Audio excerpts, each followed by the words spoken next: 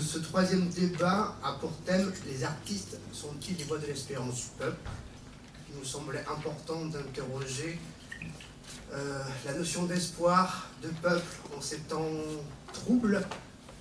Et on a encore ce soir, ce matin plutôt, un joli plateau assez diversifié et riche. Comme à chaque fois, nous allons commencer par une petite lecture de texte de Pasolini qui est le fil rouge de cette édition. En termes d'espoir et d'espérance, qui est quelque chose qui est difficile à figurer, je crois que c'est important. Et alors, une figure très contestée et contestable pendant la guerre et de l'après-guerre, qui est Martin Heidegger, le philosophe allemand, a une très jolie conférence qui date de 1960, assez profonde, qui s'intitule « Pourquoi les poètes en temps de détresse ?», citant un vers de Hölderlin, où il propose cette hypothèse, on va peut-être pouvoir y réfléchir, qui est que les poètes, donc les artistes, enfin, on va étendre le poète aux artistes, quoique aujourd'hui j'ai l'impression qu'on peut aussi parler d'écrivains, et peut-être on va être plus large sur les artistes, on va beaucoup parler de cinéastes et d'acteurs et de metteurs en scène, mais voilà, pour être très général, je pense, aujourd'hui. Il explique que les artistes risquent, enfin en tout cas les poètes risquent plus. Ils risquent la forme, ils risquent le fond, et dans leur expérience, quand il parle des poètes, il dit ils risquent, ce qui pour Heidegger est la maison de l'être, ils risquent même leur langage, ce qui est leur espèce de toit de dernière protection. Et bon, peut-être partir de cette idée pour voir est-ce que avoir l'exemple pour nous, le peuple, de gens qui risquent dans des conditions terribles, et quand ça va bien aussi d'ailleurs, j'espère a fortiori, mais face au temps de détresse, qui risquent tout ce qu'il leur reste, au nom d'une vocation, au nom d'une inspiration, est-ce que c'est pas ça qui nourrit notre espoir? Et dans ce qui nourrit notre espoir, j'aimerais commencer par, on a parlé beaucoup de singularité de la culture, de l'expérience culturelle, du tracé, de ce que proposait l'artiste. Et j'aimerais commencer à parler aux artistes autour de cette table pour qu'ils nous expliquent un petit peu l'exercice de liberté qui est leur, qui doit leur sembler naturel d'ailleurs à eux. Voilà, probablement ils vont me dire mieux que moi, mais ils ne pourraient pas faire autrement. Mais voilà, comment ils ressentent cette liberté et ce besoin de créer. Et je vais peut-être commencer, comme dirait Damien, à ma droite, par Vladimir. Bonjour. Non, hier avant de venir ici, je regardais juste la définition d'espérance et je crois que c'est juste attendre avec confiance la réalisation de ce qu'on désire. Et liberté, aujourd'hui, liberté, c'est une grosse question parce qu'elle est contrainte de plein de phénomènes. Et la vraie liberté qu'on cherche, peut-être, c'est pourquoi on monte sur un plateau à un moment donné, pourquoi est-ce qu'on a besoin de dire quelque chose, de peindre, d'écrire, de se réunir. C'est parce qu'on a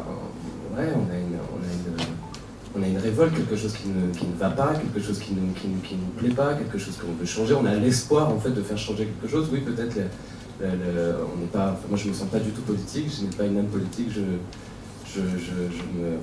Une âme politique, ça veut dire qu'on en parlait hier, mais je me sens pas.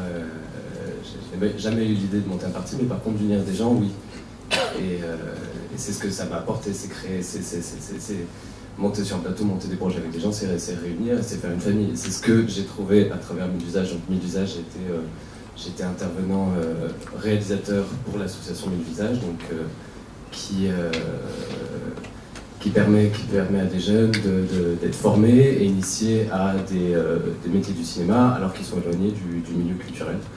Sans l'entraide, sans la réunification, on n'aurait jamais pu avancer et faire ce film. Donc oui,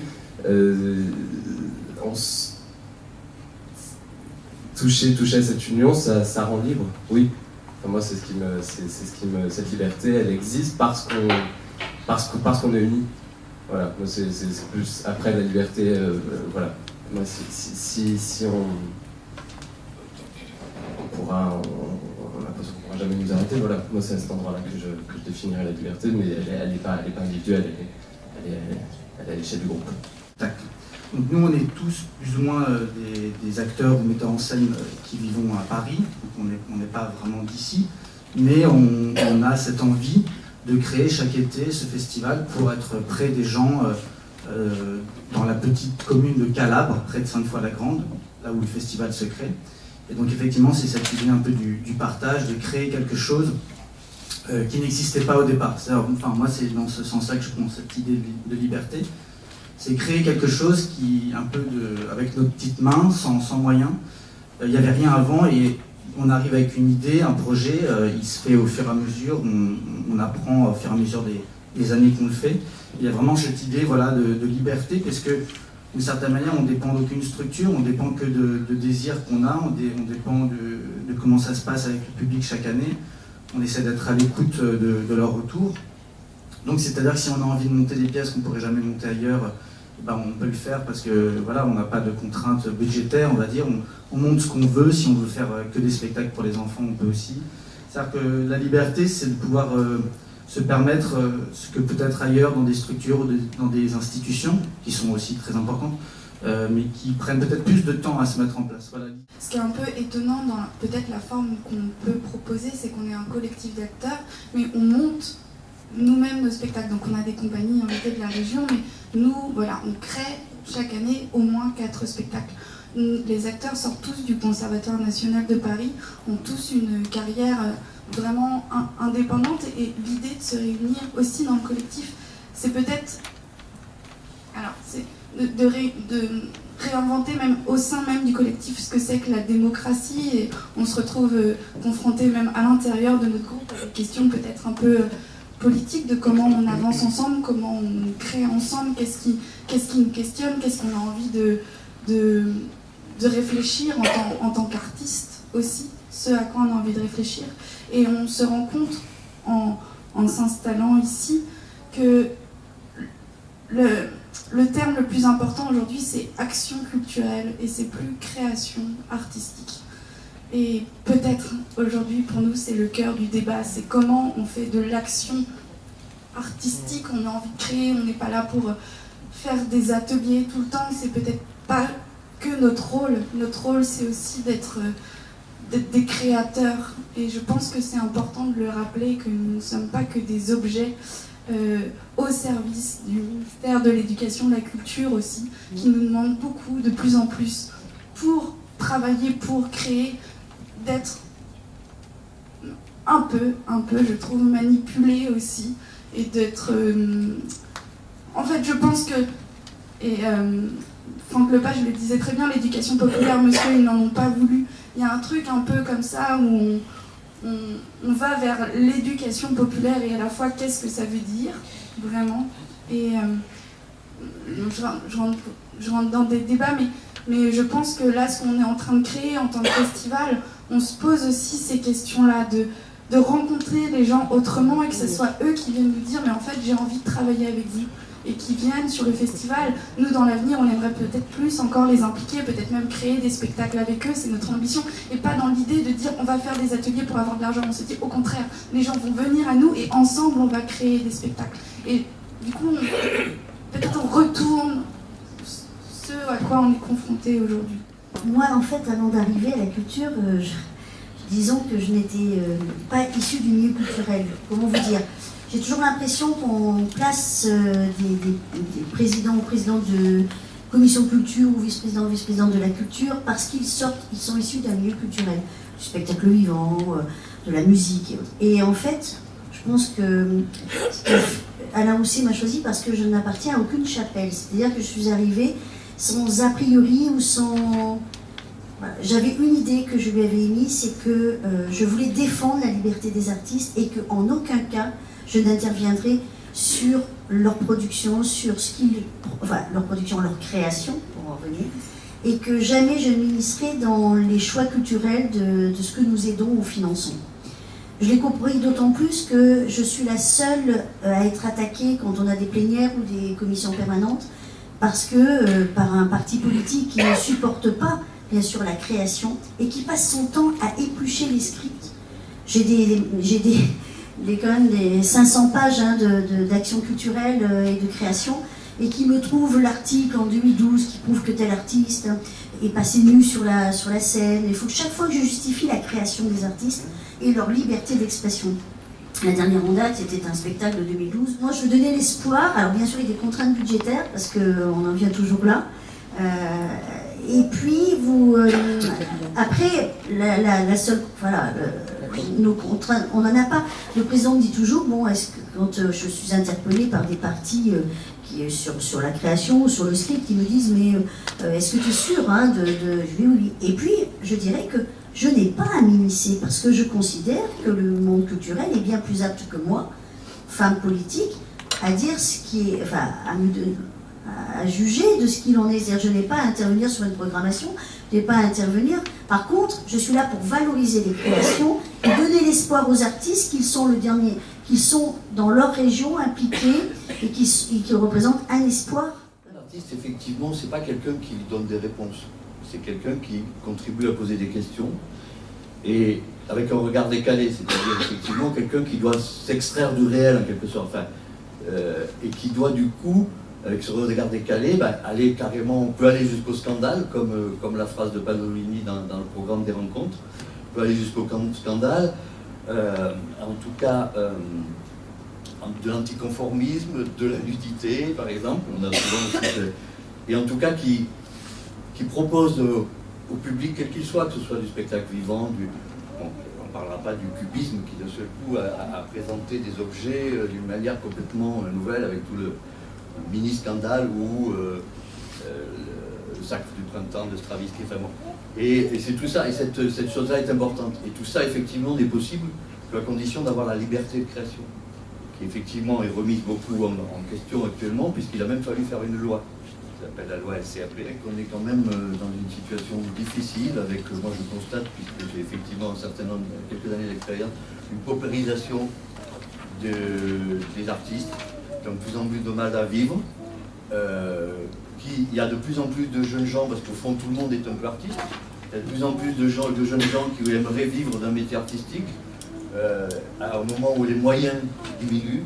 Donc tout ça, c'est beaucoup de questions, et qu'aussi la prise de risque, parce que c'était ça quand même qu'on a connu, on parlait aussi des années langues tout à l'heure avec Nathalie, c'est aussi ça qu'on a connu, c'est-à-dire effectivement la prise de risque était plus facile, parce qu'on était moins remis en question en permanence par effectivement, et pourquoi si, pourquoi... Et voilà. Donc du coup, voilà, moi je voudrais juste finir sur cette chose d'inquiétude. Voilà. En fait, beaucoup d'écologistes, de féministes, de LGBTI ont pris place en fait à la place au parc Gezi. Et c'est pour ça qu'en fait les artistes sont très importants. Il y a eu d'horizons totalement différents, de minorités totalement différentes. Il y avait aussi beaucoup d'expatriés, de Français, d'Anglais, de Canadiens. Et tout ce qui nous unissait en fait au sein de ce parc-là, c'était justement la production artistique, et c'était la seule manière qu'on avait, nous, en tant que peuple, mais aussi en tant qu'artistes, de dire en fait notre ras-le-bol. Donc il y avait pendant pratiquement plus d'un mois des spectacles vivants, des pièces de théâtre improvisées, des jongleurs, des ateliers de musique, des ateliers de cuisine, et ça a duré à peu près un mois. Et de plus en plus, en fait, les mères de ces enfants-là, les jeunes femmes, des jeunes hommes, des minorités arméniennes, musulmanes, chaldéennes, ont rejoint ce mouvement. Et effectivement, à ce moment-là, Erdogan a vraiment pris peur et il y a eu une répression sans précédent. Il y a eu quand même 8 jeunes qui ont été tués par la police. Et, tous les policiers actuellement qui ont été jugés, entre guillemets, pour ces crimes ou ces bavures ont été relâchés dernièrement, donc personne n'a eu de peine. Mais à l'inverse, ce qui s'est passé, c'est que donc, le HDP de 2013 à 2015 a commencé, on va dire, à se former, on va dire, avec toutes ces minorités-là. Et on a vu, comme tu disais tout à l'heure, Vladimir, qu'en fait, c'était toutes ces différences-là, quelque part, qui nous unissaient. Et en fait, on avait un besoin de liberté. On pouvait être voilé, pas voilé, on voulait se mettre en mini-jupe ou pas. La seule chose qui nous rassemblait et pour laquelle on voulait produire de manière artistique, c'était qu'on voulait vivre et qu'on voulait avoir la liberté de nous exprimer de la manière qu'on souhaitait. Et toutes ces convergences, en fait, ont donné naissance à un mouvement politique. Pour nous, actuellement, en Turquie, je pense que c'était le cas aussi pour Okta en Albanie, les artistes étaient la voix de l'espérance et la voix de l'espoir. Et c'est vrai qu'actuellement, ce sont les seuls qui peuvent exprimer ce qui se passe là-bas. Je ne vais pas encore trop m'étaler parce que j'aurais trop de choses à dire. et je vais peut-être m'arrêter, mais je voulais juste vous parler aussi de Zahel Erdogan, qui est actuellement une jeune... elle, à la base, elle est journaliste, en fait. Elle a monté une agence de presse et d'information en Turquie qui est composée uniquement de femmes. C'est une jeune femme qui a actuellement 25 ans. Et en fait, quand elle a été dans le sud-est de la Turquie, elle trouvait que c'était très indécent en fait, de prendre en photo. Et quand elle s'est enfermée, elle a essayé de dessiner. Et elle a fait des œuvres incroyables. Et à cause de ces dessins-là, actuellement, elle a été emprisonnée pendant 6 mois. Et après, enfin, là, elle est libérée de manière progressive, mais je viens d'apprendre il y a 2 jours qu'en fait, sa peine a été confirmée et qu'elle va être en prison pendant 3 ans et demi. Et juste pour finir, quand la police lui a montré en fait les dessins qu'elle avait fait de ces personnes qui avaient été exécutées, le policier lui a demandé « mais c'est toi qui as fait ces œuvres-là » et elle dit qu'elle s'est souvenue en fait de Picasso quand il avait dessiné Guernica. Et elle dit « mais non, c'est vous, c'est pas moi ». Où Damien parle de la voix de l'espérance du peuple, dont on a parlé d'espoir et d'espérance. Ce qui me contrarie un petit peu, ce qui pose question, c'est la désespérance. La désespérance qui est un mot aussi très fort et très puissant. Et est-ce que, actuellement, dans notre pays, il n'y a pas, chez un certain nombre de citoyens, une désespérance? Et je crois que la responsabilité d'un homme ou d'une femme politique, c'est précisément de pointer cette désespérance et de proposer précisément, peut-être du rêve, mais en tout cas un avenir qui soit, lui, véritablement espoir ou espérance.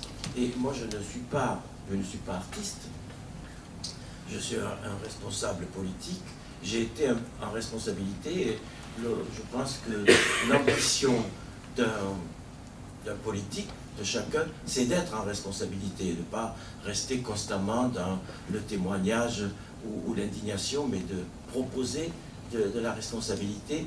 Et pour moi, il y a ce lien entre un responsable politique et la culture.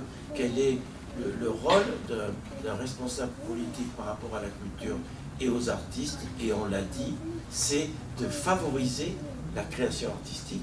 Et quand on dit favoriser, notamment, c'est de considérer les artistes comme des travailleurs, comme des chercheurs, et de leur donner la possibilité de ce travail de recherche et de création, et en particulier en ayant des solutions du point de vue de ce que doit être leur vie normale, et non pas la précarité dans laquelle depuis quelques années ils sont engagés. Et je crois qu'il faut laisser cette liberté de création artistique et se battre effectivement pour qu'elle soit maintenue. Et je crois qu'il faut revenir là-dessus, et dans une période électorale, justement, bien indiquer la place des artistes dans la société. Je suis moins sûr du rôle de voix de l'espérance du peuple, parce que je ne crois pas, et c'est un peu le rôle de l'artiste engagé dont on parlait hier, je crois quand même que c'est le peuple qui porte en lui-même un certain nombre de réponses et de solutions, et donc je n'irai pas jusque-là, mais j'en ai pris conscience, moi, ces derniers mois, en particulier à l'automne, où la situation dans le pays, on l'a dit, est particulièrement difficile, où dans les spectacles en particulier, qu'ils soient chorégraphiques, de théâtre, les romans qu'on lisait, les écrivains, il n'y avait pas forcément une relation avec la société telle qu'elle est, mais transparaissait véritablement ce que portaient les artistes et comment, à travers leur travail, ils nous montraient un certain nombre de sorties.